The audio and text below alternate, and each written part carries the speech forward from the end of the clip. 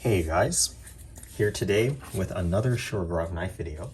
Today we have in front of us one of the 12 F95 Icebreaker full customs. Now, many of you guys know that in the year 2021, there was a release of a production limited run Icebreaker, and that was limited to 100 pieces. And they also came with this bead. I have one right here. It's the same bead that's attached to this knife that commemorated the World Oceanic International Flight. Now, I already did a knife notes video on that production Icebreaker. So if you want a more detailed retelling of the story, you can go ahead and watch that. So I don't want to go into too much detail, but basically there were two ships that were kind of harbored near the North Pole, one Soviet and one US. And when contact was lost with these ships, the two countries organized rescue flights to kind of see what was going on. Unfortunately, many of the crew members had passed away. But in 2018, to kind of commemorate the courage and heroicness of those involved in the rescue expedition, a tribute flight was organized that visited multiple countries around the Arctic region. And interestingly, there were 9 knives from the Sergey workshop that were taken along on this tribute flight. 2 of those were actually full custom Icebreakers, and one of them is actually this exact knife that you see in front of you right here. So this knife is owned by my friend Vlad. If you watch my videos, I'm very sure you know about him. And I really wanted to just say that I appreciate him sending this knife over for this knife notes video, since again, this knife just has a lot of history involved with it. And it's really cool to see one of those exact knives that were on that tribute flight right in front of us right now for this video here.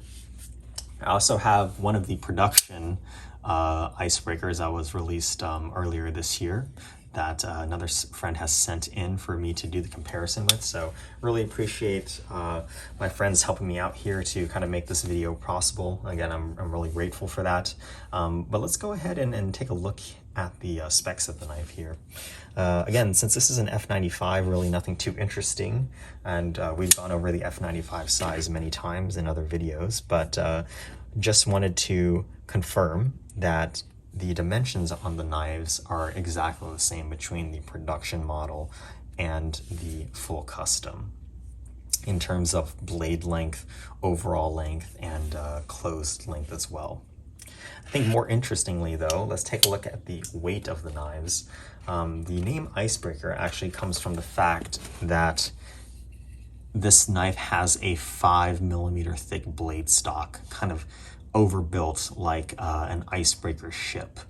You know, a lot of people have kind of difficulty telling the difference between 3.5mm slim and the normal 4mm blade stock, like you see right here on the production Icebreaker. But a whole millimeter difference is quite noticeable, even visually. And taking a look here at the knives side by side, you can definitely see that this one is a lot thicker. So how does that translate into the weight of the knife? Let's take a look here on the scale. You can see here. Now I do have the bead on. I don't want to take it off for the purpose of this video, but let's take a look here at the entire assembly here. We're looking at over 6 ounces with that bead. Actually, I have a bead separate here, so you can see the bead is about 1/4 ounce with that lanyard. So yeah, just clocking in at, I want to say 5.75 3/4 ounces. Quite a hefty knife here. And you compare it to the production knife, that is a solid ounce less. That's pretty impressive. So that extra millimeter blade thickness contributing to a full ounce of weight is pretty impressive. Now, taking a look at the coin here. Now this knife actually didn't come with a coin, since if you take a look at the date here, you can see that this knife was made in September of 2015. Now, the coins I think were actually done around late 2017, 2018. So when this knife was kind of sent into the workshop, it looks like Vlad had Sergey make this coin for the knife. So it's really cool to see it being upgraded with all of the really cool features that the newer knives get, which are, you know, these coins here with the spec of the knife, and also these nice wraps that also come with the custom beads here. But first, let's go over the specs here. You can see that this is Icebreaker 12 out of 12, so the last in the series. The blade is ZDP 189, the handle is titanium, and we have MRBS. Now, this isn't the normal MRBS that we see in the production knives, which is a kind of a 3-row MRBS. It's a little bit complex to explain here, but the races or the bearing cages on the early full customs that were done in MRBS had kind of like this 5-row structure, a very, very large amount of bearings on each side. And because of that, it has a larger bearing cage as a result of that. Now, Sergey doesn't really use MRBS on his customs anymore. His customs nowadays either use double row roller bearings, which is what most people think of when they think of Sergey's custom pivot systems, and also a pivot bushing system on that he very so often uses on some of the full custom knives. So there are actually, out of the 12 custom Icebreakers, I believe there are 2 that were done in MRBS, and the rest are actually done in double row roller bearings as well. So I'm assuming perhaps maybe one of the other ones that was taken on the flights was done in that double row roller bearings, but this one right here, specifically the last one, is one of the MRBS models. Now, taking a look at the bead here, you can see that this is a full custom bead, but it does come in a bead. The front side with the logo is done in a similar style to the Oceanic Flight, where it has that dark contrast. And I think that's very interesting that he really tied that theme together for the beads, since if you take a look at some of the other custom beads that I have, this one has satin flats right here, and another custom bead that I have here just has you know, a tumbled finish, but this one has that black contrast that matches exactly with the World Oceanic Flight bead, and also the coin as well. So just another small attention to detail here. Now let's finally move on to the knife itself. Again, the blade is ZDP 189 with that 5mm blade stock, so it's an absolutely massive blade. As you can see here, it also has a complex grind, something that we saw on a couple of customs early on. A couple of older F7s from the 2016-2017 era have this complex grind, and more recently, the Shirogorov collaboration Kami has a complex grind like this too, but this is a grind that you really rarely see anymore, and I don't think Sergey is going to be making any new knives in this this blade grind. But you can see here it's very well done. It's a complex kind of dual step grind where you have the the blade flats, the primary grind, and then the secondary grind here, and then you have the secondary edge right here at the bottom of the blade, like any other knife. But really, very interesting grind here, and it's just unique given the fact that he's really not making them anymore. But otherwise, the blade profile is actually what you see on the older F95s. The F7, of course, has a newer blade profile that you see on some of the newer production knives as well, such as the F3NS. As you can see here, the blade just has a more continual, or the drop on the drop point is just much more gradual and constant compared to the F7, which kind of has a sharper taper towards the tip of the blade. So this is, for all intents and purposes, the classic F95 blade shape, just with that complex dual step grind. Another thing that really dates this knife here is you can see the blade steel is marked very faintly on the blade flats here. As you can see, it says ZDP 189, 12 out of 12. When you compare that with the newer knives, you can see, the newer customs at least, you can see that the blade steel is marked here on the kind of pivot area. That is really nice because it keeps the blade nice and sterile.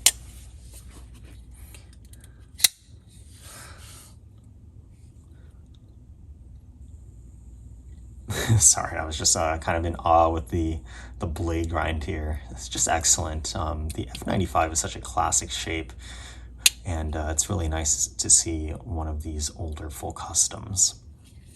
But moving on to the handle here, you can see that one thing that really stands out to me is the use of the older full custom screws. Now, as many of you guys know, the newer customs and custom division knives have kind of these faux indexed pivot screws where the actual screws are on the lock side of the knife. And this is just an ornamental pattern here that's indexed, so it always faces at this angle.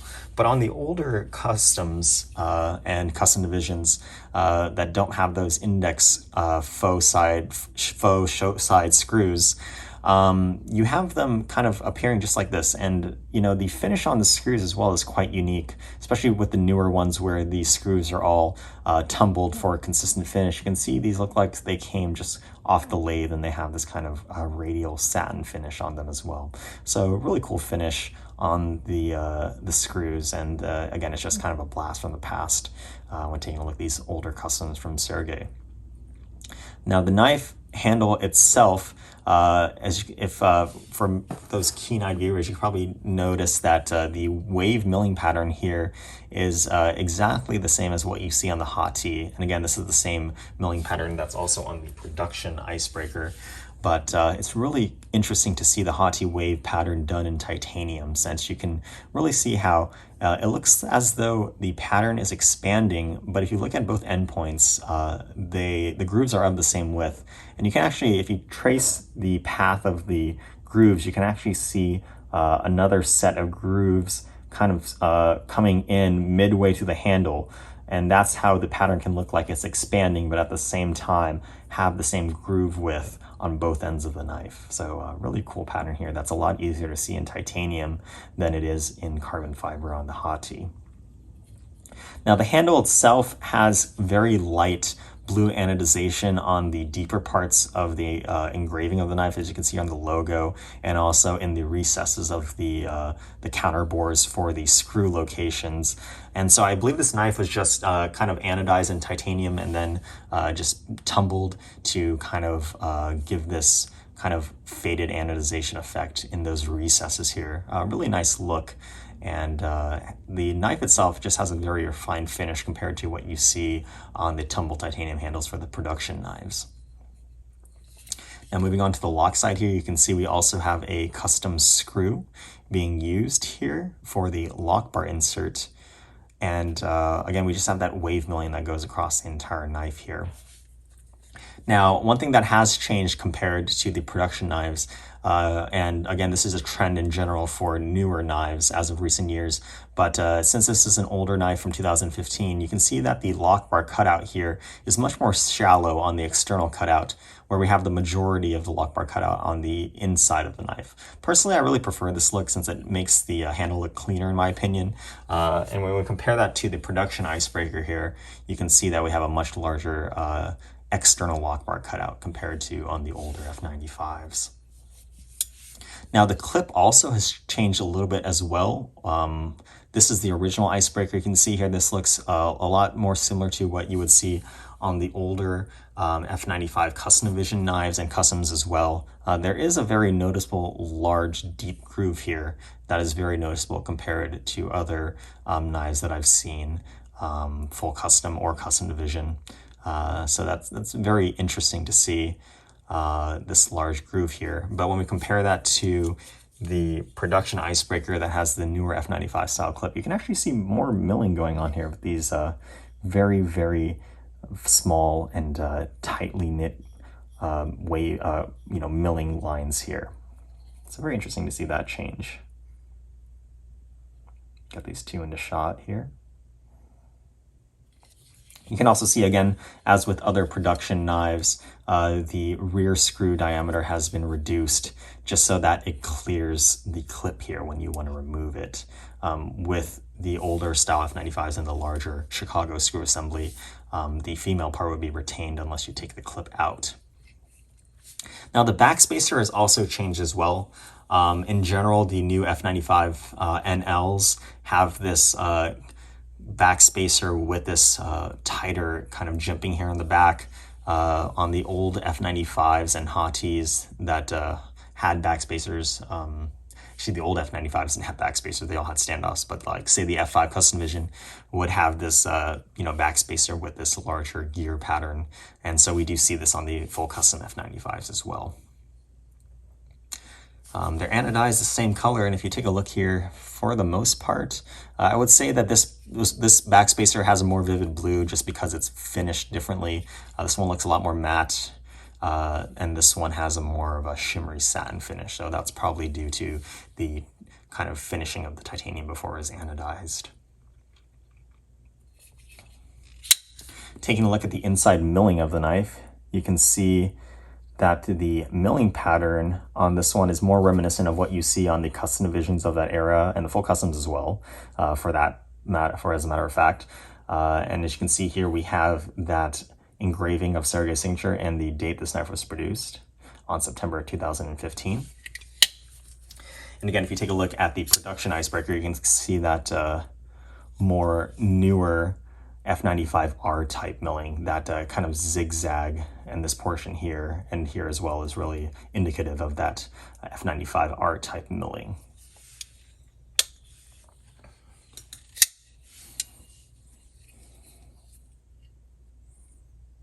And if you take a look here, you can see MRBFs. The flats, like many of the full customs, are hand satined on the inside on the high points as well.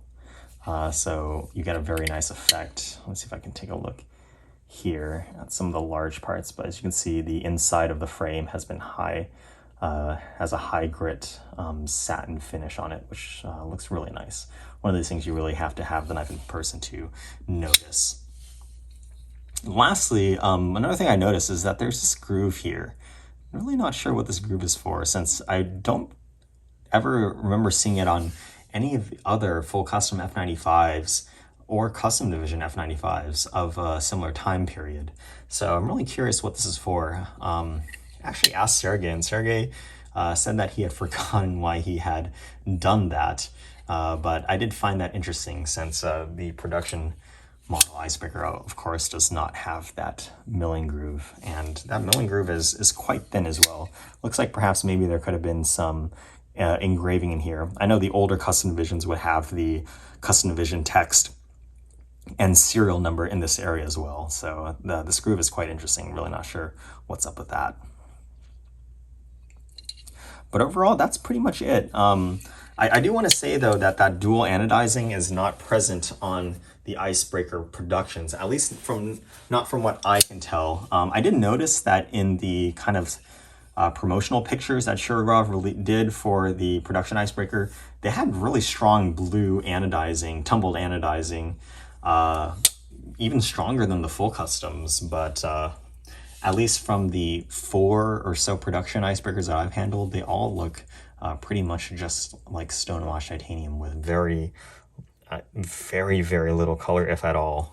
Not really sure what's going on there, but the finishing on the handles, as you can see here, is this one, it definitely looks a lot shinier, and I really think it's just that the finishing of the titanium before it was tumbled. But overall, that's pretty much it for a comparison between the two knives. Again, I really want to give a shout out to Vlad and my friend who had sent in these knives for comparison. Again, I really can't do these videos without them. And I really hope you enjoyed this as well. This video ran a bit long since I'm just trying to make sure that I cover all my bases here. But again, I really am happy to have this here to kind of show you guys. And I hope you guys enjoyed this video, and I'll see you guys next time.